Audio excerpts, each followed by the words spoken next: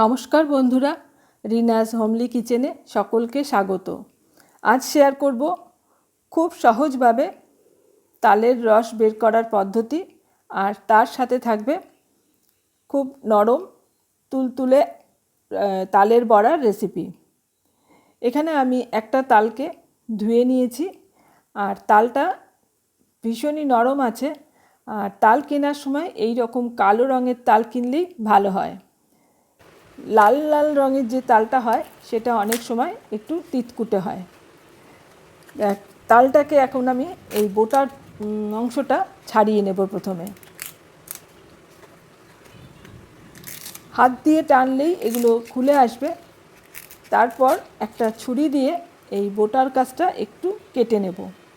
এবার এই খোসাগুলোকে এইভাবে টানলে পরেই এগুলো সমস্ত খুলে আসবে।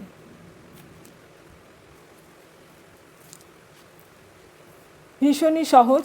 অনেকেই তাল এই রস বের করার ঝামেলার জন্য খেতে চান না, কিন্তু এইভাবে খুব সহজেই ছাড়িয়ে নেওয়া যায়।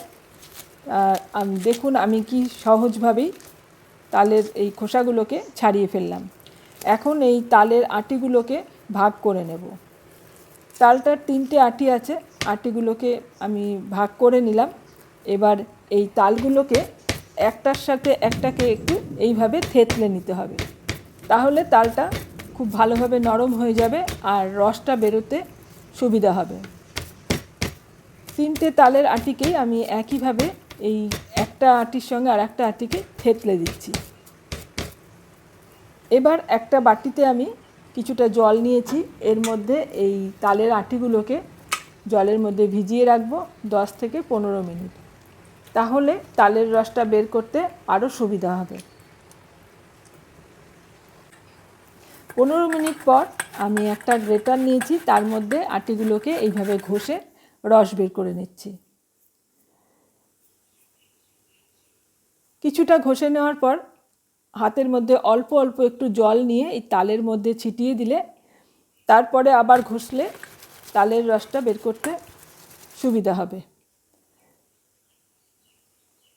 খুব সহজেই তালের রস এইভাবে বের করে নেওয়া যায়। দেখুন, 2টো তালের আটি আমার বের করে নেওয়া হয়ে গেছে। এটাও আমি পুরো রসটা বের করে নিচ্ছি।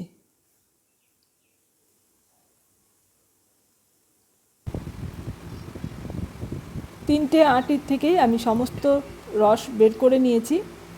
এখন এই তালের থেকে আমি 1 কাপ মতন তালের রস নিয়ে নিলাম একটা বাটির মধ্যে। দিয়ে দিলাম 1/2 কাপ সুজি, 1/2 কাপ ময়দা, 1/4 কাপ চালের গুঁড়ো, 1/4 কাপ চিনি আর 1 চিমটি নুন। এবার এই সবগুলোকে একটা স্প্যাচুলা দিয়ে আমি ভালো করে মেখে নেব। খুব ভালো করে মিশিয়ে নিয়ে এটাকে মাখতে হবে যাতে কোনো দলা না থাকে।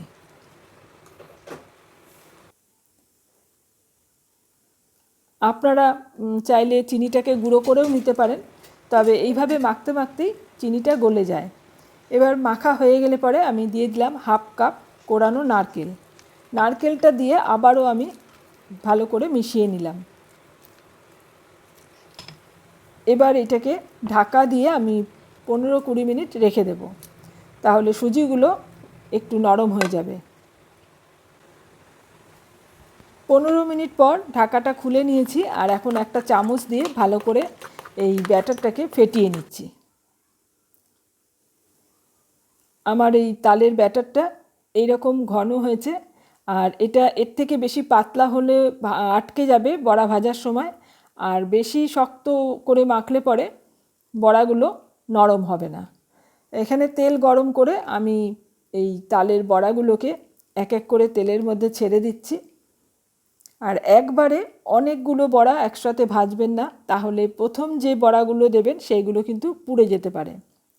গ্যাসের ফ্লেমটাকে মিডিয়ামে রেখে কিছুক্ষণ ভেজে নিলাম। এবার তালের বড়াগুলোকে আমি সব কটাকে আস্তে আস্তে উল্টে দিচ্ছি। তালের বড়া একটু বেশি কড়া করে ভাজলেই ভালো লাগে খেতে, তাই একটু সময় নিয়ে আর গ্যাসের ফ্লেমটাকে মিডিয়ামে রেখে বড়াগুলোকে ভেজে নিতে হবে।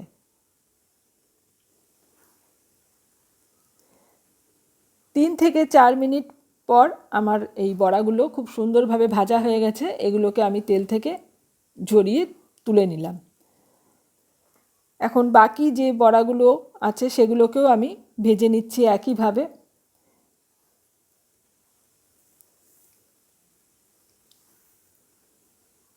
এইভাবে তালের রসের মধ্যে ব্যাটার তৈরি করে বড়া ভাজলে বড়াগুলো খুব সুন্দর নরম তুলতুলে হয়। এই বড়াগুলোকেও আমি এখন উল্টে দিলাম, আর এগুলোকেও ওই আগের মতনই একই রকমভাবে আমি ভেজে নেব। এই বড়াগুলোকেও ভাজা হয়ে গেছে, এগুলোকেও আমি তুলে তেল থেকে নিয়ে নিলাম।